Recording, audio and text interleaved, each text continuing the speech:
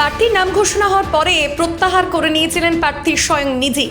তারপর থেকে রাজ্যের বাকি আসনে প্রার্থী ঘোষণা করলেও আসানসোল কেন্দ্রের প্রার্থী ঘোষণা করতে পারেনি এখনো কেন্দ্রীয় শাসক দল বিজেপি, যার ফলে কিছুটা হলেও ব্যাকফুটে আসানসোলে বিজেপি। ইতিমধ্যেই সিপিএম থেকে শুরু করে তৃণমূল তাদের প্রার্থী নিয়ে প্রচারে নেমে পড়েছেন।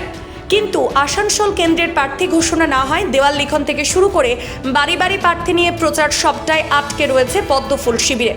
তবে ময়দান একেবারে যে ফাঁকা সে কথা মানতে নারাজ আসানসোলের প্রাক্তন মহানাগরিক তথা বিজেপি নেতা জিতেন্দ্র তিওয়ারি। ইতিমধ্যে জিতেন্দ্র তিওয়ারি আসানসোল লোকসভা কেন্দ্রের বিভিন্ন এলাকায় ভোট প্রচারে দেখা মিলছে তাকে।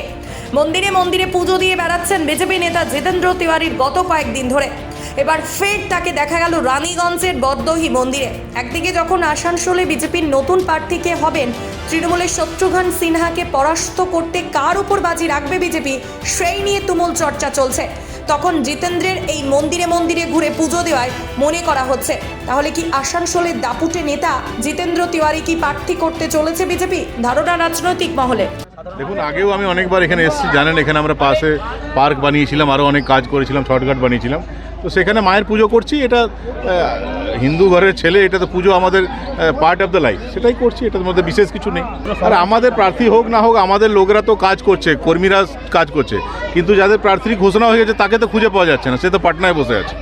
नहीं, हम बोले टीएमसी के द्वारा जो खड़े हैं वो तो आसनसोल की मट्टी में खड़े नहीं हैं, वो तो पटना में बैठे हुए हैं। कैसे आप कह सकते हैं वो खड़े हैं? अभी तो पटना में बैठे हुए हैं, पहले उनको आसनसोल में आके खड़ा होने दीजिए, फिर हम लोग बताएंगे उनको।